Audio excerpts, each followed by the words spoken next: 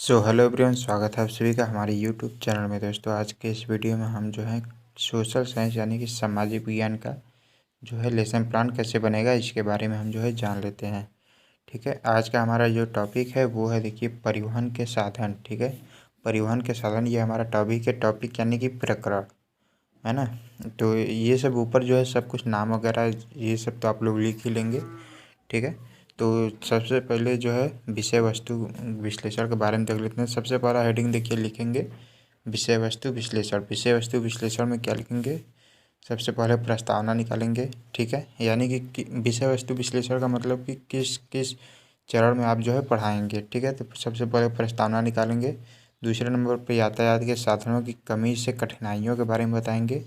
ठीक है, तीसरा जो है परिवहन के साधनों के विकास के बारे में, और जो चौथा है वो होगा परिवहन के साधनों के प्रकार के बारे में।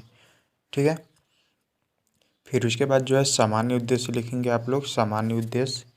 ठीक है, सामान्य उद्देश्य में क्या लिखेंगे? इसमें भी जो है 4-5 पॉइंट आप लोग लिख देंगे। पहला पॉइंट लिखेंगे विद्यार्थियों में सामाजिक अध्ययन के प्रति तर्क व चिंतन उत्पन्न करना। दूसरा लिखेंगे विद्यार्थियों के मानसिक विकास में वृद्धि करना। तीसरा लिखेंगे विद्यार्थियों में सामाजिक कुशलता का विकास करना। चौथा लिखेंगे विद्यार्थियों में सामाजिक अध्ययन के प्रति रुचि पैदा करना।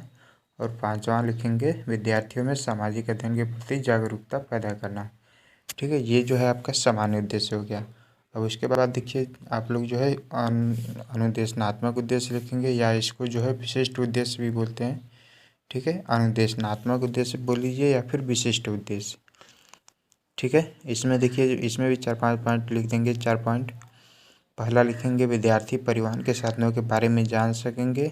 ठीक है, और दूसरा लिखेंगे विद्यार्थी परिवहन के साधनों के प्रकारों की व्याख्या कर सकेंगे। तीसरा लिखेंगे विद्यार्थी परिवहन के विभिन्न साधनों की पहचान कर सकेंगे। और चौथा लिखेंगे विद्यार्थी परिवहन के सभी साधनों के उचित प्रयोग करना सीख जाएंगे। ठीक है, ये जो है अनुदेशनात्मक उद्देश्य में आप लोग लिख देंगे। उसके बाद देखिए लिखेंगे आप लोग जो है सामान्य शिक्षण सहायक सामग्री। ठीक है, शिक्षण सहायक सामग्री में क्या लिखेंगे? चाक, ब्लैक बोर्ड। ठीक है, चाक लिखेंगे, ब्लैक बोर्ड लिखेंगे, फिर चाक, डस्टर, संकेतक आदि, ये सब जो है सहायक सामग्री में आ जाएंगे। ठीक है, उसके बाद देखिए अनुदेशनात्मक शिक्षण सामग्री लिखेंगे। इसमें क्या लिखेंगे? परिवहन के साधनों को दर्शाता हुआ चार्ट। ठीक है, एक चार्ट पेपर पर जो है परिवहन के साधनों को दर्शाते हुए जो है ले जाएंगे। और उसके बाद अगला हेडिंग लिखेंगे जो है पूर्व ज्ञान परिकल्पना। ठीक है, यानी कि बच्चों का पूर्व ज्ञान, यानी कि पहले से वो जो है परिवहन के बारे में कुछ जानते हैं या नहीं। ठीक है, तो यहाँ इसमें लिखेंगे छात्राध्यापिका यह परिकल्पना करके चलते हैं कि विद्यार्थियों को परिवहन के बारे में सामान्य जानकारी है। ठीक है, अगर आप छात्राध्यापक हैं, मतलब कि छात्र हैं, तो छात्राध्यापक लिखेंगे। अगर आप छात्रा हैं तो छात्राध्यापिका लिखेंगे। ठीक है, उसके बाद अगला हेडिंग लिखेंगे पूर्व ज्ञान परीक्षण। पूर्व ज्ञान परीक्षण में क्या लिखेंगे? छात्राध्यापिका विद्यार्थियों के पूर्व ज्ञान परीक्षण हेतु निम्न प्रश्न पूछेगा। ठीक है, पूर्व ज्ञान से संबंधित जो है 2-3 प्रश्न पूछ लेंगे। वो प्रश्न किस प्रकार से होंगे? देखिए यहाँ पर सबसे पहले जो है 2 कॉलम बनाएंगे। एक में लिखेंगे छात्राध्यापिका क्रियाएं और एक में लिखेंगे छात्र क्रियाएं। ठीक है, सबसे पहला प्रश्न देखिए हमने क्या पूछा है कि हम सब एक स्थान से दूसरे स्थान पर कैसे जाते हैं। तो बच्चे क्या बताएंगे कि रेलगाड़ी, बस, स्कूटर, साइकिल आदि से। ठीक है, उसके बाद पूछेंगे कि प्राचीन समय में लोग एक स्थान से दूसरे स्थानों पर कैसे जाते थे। तो बच्चे बताएंगे बैलगाड़ी, टांगा, पैदल या घुड़सवारी के जरिए जाते थे। ठीक है, उसके बाद फिर नेक्स्ट क्वेश्चन पूछेंगे कि बैलगाड़ी, रेलगाड़ी, हवाई जहाज़ ये सब क्या है। ठीक है, तो बच्चे जो है कोई जवाब नहीं देंगे। ये सब इसमें जो है कंफ्यूज हो जाएंगे बच्चे। फिर उसके बाद जो है उप विषय की घोषणा करेंगे। ठीक है, उप विषय की घोषणा, या फिर यहाँ उप विषय की घोषणा को और क्या बोलते हैं? इसको जो है उद्देश्य कथन भी बोलते हैं। ठीक है, उद्देश्य कथन भी यहाँ पर आप लिख सकते हैं। तो उद्देश्य कथन में इसमें क्या लिखेंगे? छात्रों से अंतिम प्रश्न का संतोषजनक उत्तर न मिलने पर छात्राध्यापिका उन्हें बताती हैं। ठीक है, जो प्रस्तुतिकरण फिर करेंगे, यानी कि यहाँ से आपका पढ़ाई जो है स्टार्ट हो जाता है, बच्चों को पढ़ाना। ठीक है, छात्राध्यापिका बच्चों को परिवहन के साधनों के बारे में चार्ट व व्याख्यान विधि से समझाएगी। ठीक है। इसमें जो है 4 कॉलम बना लेंगे। पहला होगा शिक्षण बिंदु, दूसरा होगा छात्र अध्यापिका क्रियाएँ, तीसरा होगा जो है छात्र क्रियाएँ और चौथा होगा चाक बोर्ड कार्य यानी कि ब्लैक बोर्ड कार्य भी यहाँ पर आप लिख सकते हैं।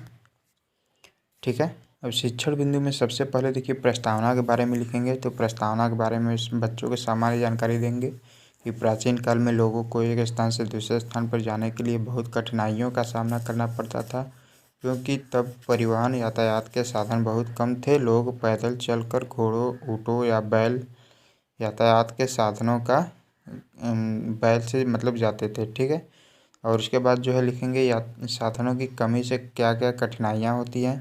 ठीक है। यातायात के साधनों की कमी के कारण लोगों को एक स्थान से दूसरे स्थान पर जाने में कई कठिनाइयों का सामना करना पड़ता था।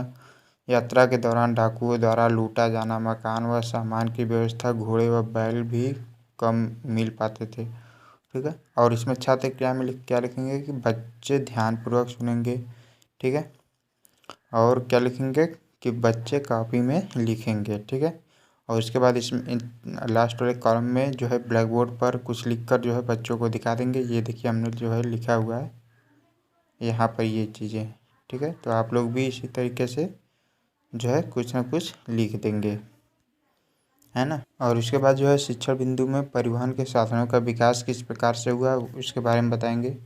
ठीक है। तो इसमें जो है आप लोग बताएंगे कि आधुनिक युग में परिवहन के साधनों का विकास हुआ तथा साथ साथ सड़कों, पुलों, नहरों आदि का भी निर्माण हो गया, जिससे यात्रा करना भी आसान हो गया। इन साधनों के द्वारा हम समय व ऊर्जा की बचत करके जल्दी एक स्थान से दूसरे स्थान पर चले जाते हैं। ठीक है। और इसमें जो है छात्र क्रियाएँ में लिख देंगे कि बच्चे ध्यानपूर्वक सुनेंगे। ठीक है। और इसमें जो है लास्ट वाले कॉलम में ब्लैक बोर्ड वाले में ये जो है लिख कर यहाँ पर जो है चिपका देंगे अपनी कॉपी में। ठीक है। अब अगला जो है शिक्षण बिंदु क्या है, परिवहन के साधनों के प्रकार। ठीक है। तो परिवहन के साधनों को 3 भागों में बांटा जा सकता है, सड़क मार्ग, जल मार्ग और वायु मार्ग। देखिए 3 प्रकार में बांटे हैं, सड़क मार्ग, जल मार्ग और वायु मार्ग। तो उनके बारे में बताना पड़ेगा। ठीक है। तो सबसे पहले सड़क मार्ग के बारे में बताएंगे कि सड़क पर चलने वाले वाहनों को सड़क मार्ग परिवहन के अंतर्गत लाया जाता है, जैसे बस, स्कूटर, रेल, ऑटो आदि। ठीक है। और उसके बाद जो है लिखेंगे जल मार्ग के बारे में। ठीक है। जल मार्ग में क्या लिखेंगे कि जल मार्ग से चलने वाले जो है साधनों को जल मार्ग परिवहन के अंतर्गत लाया जाता है, जैसे नाव। ठीक है। पानी में चलने वाले स्टीमर वगैरह ये सब जो है लिख देंगे। और इसमें लिखेंगे कि बच्चे ध्यानपूर्वक सुनेंगे। ठीक है। और ब्लैक बोर्ड पर यहाँ पर जो है ये सब परिभाषाएँ, छोटे छोटे चीज़ें जो है लिख कर आप लोग बच्चों को दिखा देंगे। ठीक है। बाद जो है यहाँ पर डायरेक्ट वायु मार्ग के बारे में बताएंगे बच्चों को।